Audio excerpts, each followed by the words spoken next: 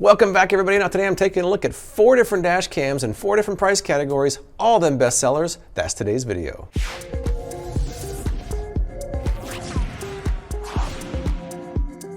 So if you've watched my channel much, you know that a couple years ago I actually did a dash cam comparison, but this year I'm doing it again. And my criteria was to pick the 4 best sellers I could find. So what I've got is 4 different best sellers, 4 different price ranges, and to see how they compare. The idea really wasn't to compare the highest tech or the newest models, just the ones that are actually selling well at this time. I'm mainly focusing on audio quality, video quality, and how well they mount. So let's take a look at the 4 contestants. First up, the $24 model from Walmart. This is the Pilot.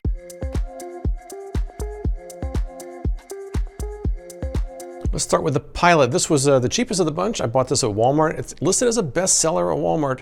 I paid 24 bucks for it. It has a max storage of 32 gig and they include an 8 gig micro SD card in there. This is a front camera only dash cam. The lens has a 120 degree field of view. On the back we got a 3-inch display, a 1080p camera, loop recording, no GPS on this one. As with all the others, it has a gravity sensor in it, also known as a G sensor. It uses a suction cup mount. As with all the others, it has a 12-volt car adapter included, plus a USB cable. And there is no app support for this one. But 24 bucks, that's definitely on the low end side. Next up, listed as the #1 bestseller in the dash cam category on Amazon, this is the $45 Apeman.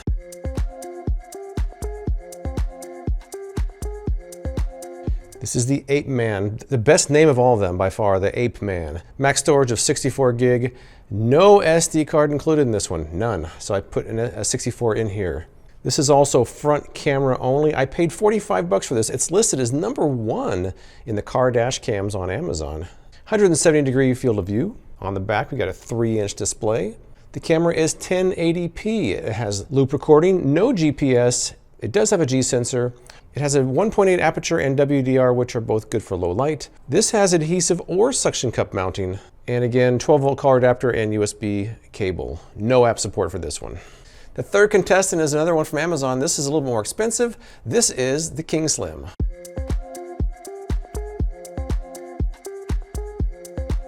This is the King Slim D1. This has a max storage of 128 gig. It comes with a 32 gig card, which is right in there. Front and rear cameras, also infrared technology for low light and WDR. I paid 134, but I've seen it as low as 100 bucks. Both lenses are 170 degree field of view. On the back, it's a 2-inch display. You can run 2.5K as far as just the single lens goes, or you can run both at 1080p. Loop recording, this one has a GPS antenna included with it. This one also has a G sensor and WDR technology, suction cup mount, 12-volt car adapter, USB cable, and app support. And finally, the most expensive of the bunch, this is one from Best Buy. This is the Rexine.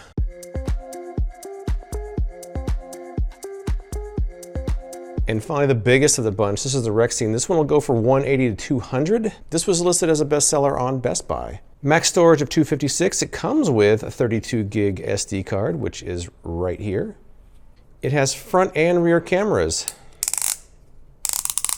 And this one actually can rotate. Both lenses are 170 degree field of view and 1080p, 2.7-inch display on the back, loop recording, built-in GPS, G sensor, infrared night vision, WDR technology, an adhesive mount, 12-volt car adapter, USB cable, and app support.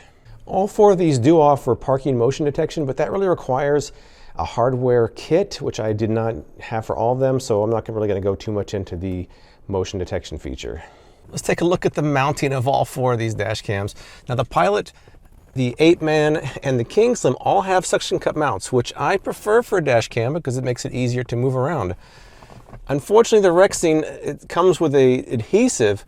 There you can buy, I realized late in the game that you can buy a suction cup mount for this, but it comes out of the box with adhesive. Not a fan of that, but we'll have to make it work, I guess. One complaint about the Pilot I read was that the placement of the input for the cable, and that's, look at that, how are you supposed to get it in there? People were complaining and I can understand why. Not to mention, the cable for the Pilot is straight. They could have at least given you an angle connector like this. This is the Apeman, but no, they had to go with a straight one, so I'm gonna have to kind of finagle that around to get it in there. Here we are from the outside.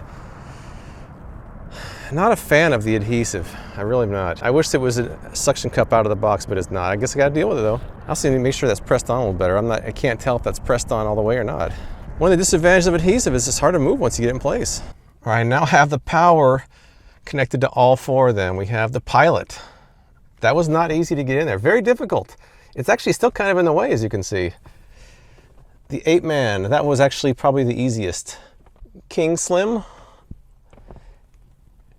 And the Rexing. Also, I should point out the King Slim has a GPS antenna as part of its power cord. So now, normally you wouldn't have all this laying around here. Most of them actually have kits where you can run the cable up and around, but I'm not going to leave all four of these in here, so I'm not going to permanently install any of them just yet until I know which one I like the best. It does look pretty bad, but we're interested in how these look on the road, which we're going to do right now.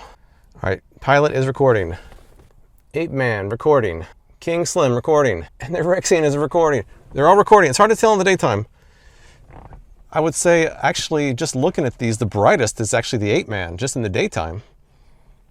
I'm not sure if brightness is actually a coveted feature or not, but it is the brightest of the displays right out of the gate. We got some driving to do, though. By the way, just after briefly talking, the Apeman and the King Slim have both gone to a screensaver. The other two have not.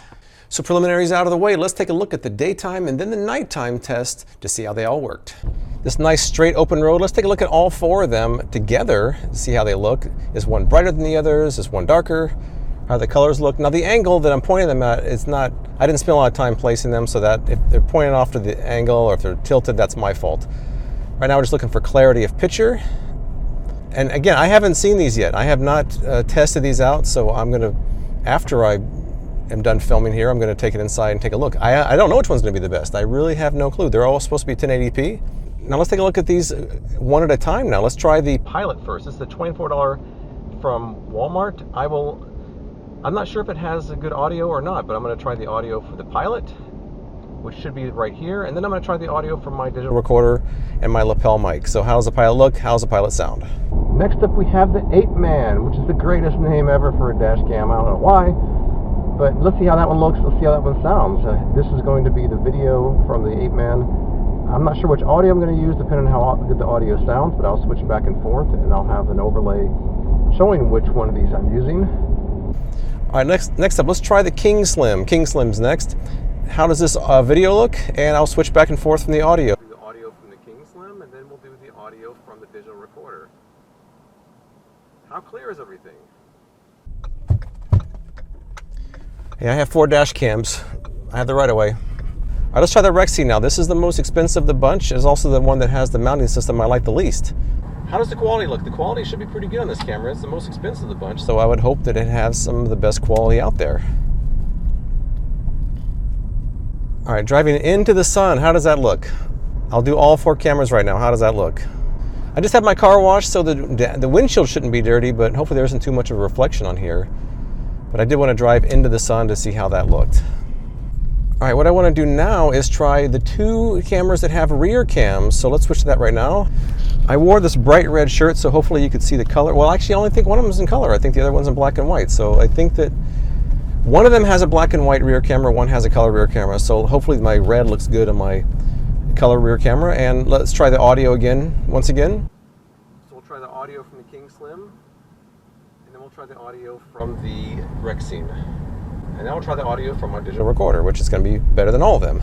All of these have a G sensor, which is a gravity sensor, so if you get an accident, it will lock the video from that particular event so that you can't be erased. That's actually helpful, so you don't drive home from an accident and then the loop recording has erased all of your accident footage. So that's actually an important feature, and they all have that.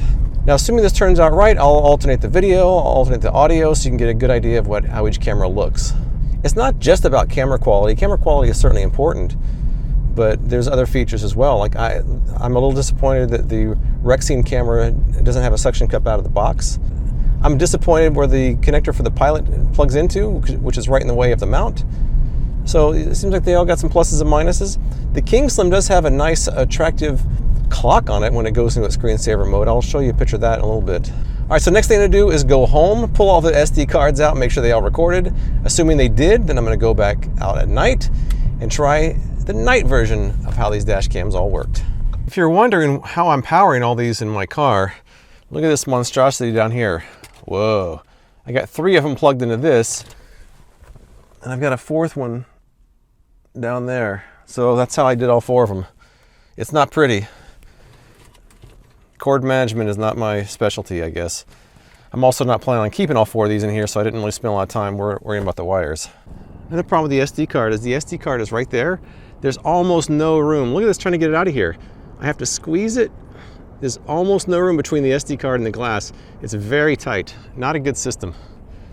Suction cup mount would have made that a lot easier. All right, so the daytime shots were interesting.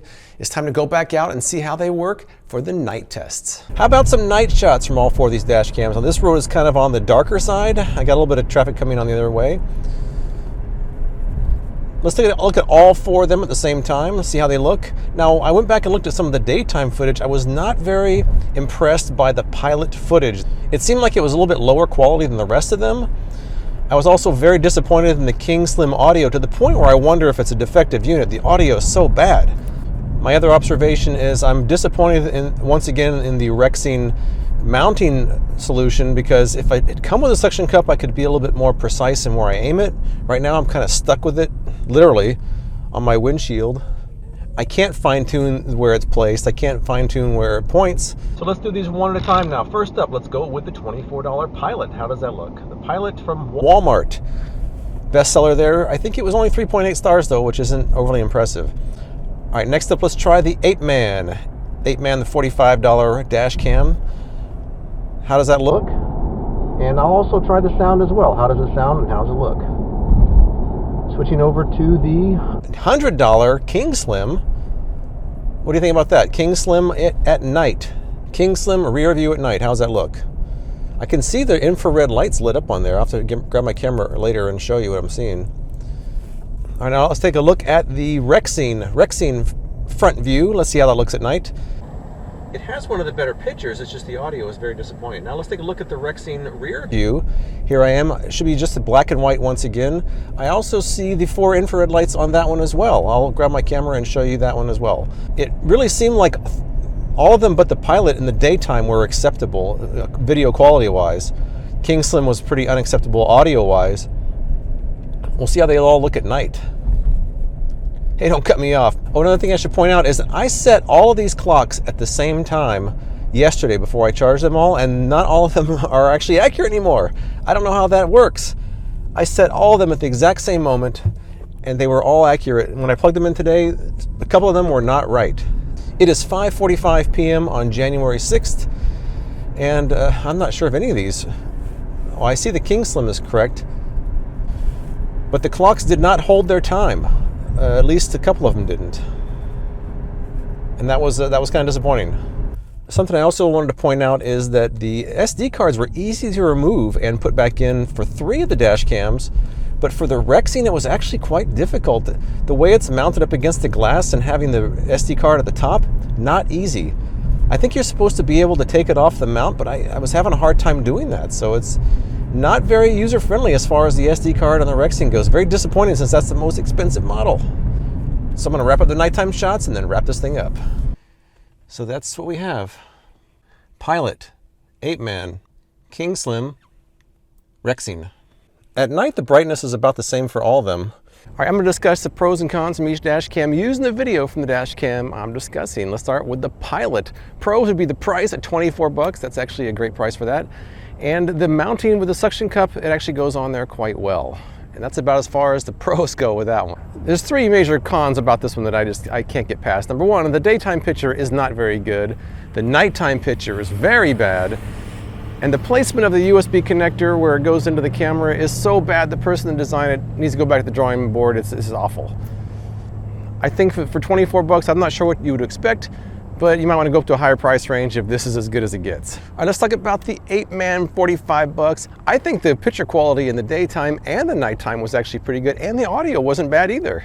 It was also easy to mount, and there was no problem with putting the connector in the unit itself. Now, as far as the cons go, there really aren't that many cons, except for the fact that maybe it doesn't have a rear-facing camera.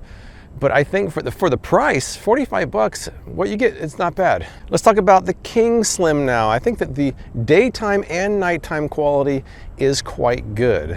The biggest problem with the King Slim is the audio. Now, it's so bad that I almost wonder if I had a defective unit. It's quite bad.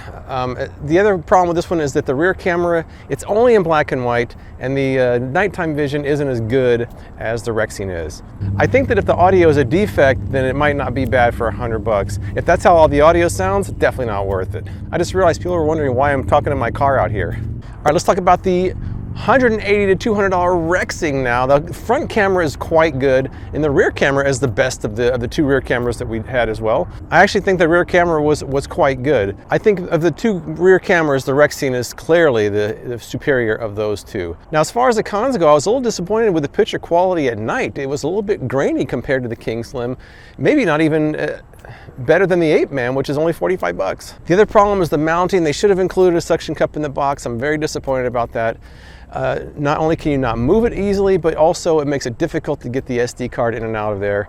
Not a fan of the mounting system. For 200 bucks, I would expect to have no major cons. I'm a little disappointed that I found some with the Rexing. So in the end, I got to get rid of the Pilot. That one just really isn't very good.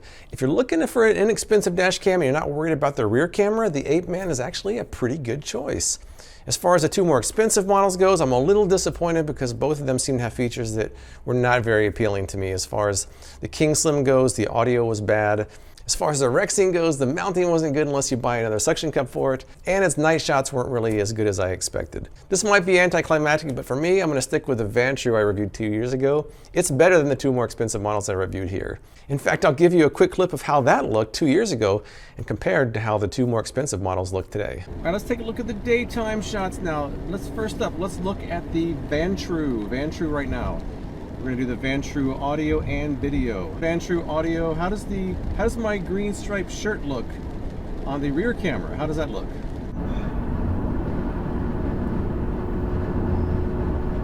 These two menacing motorcycles right behind me. Very menacing.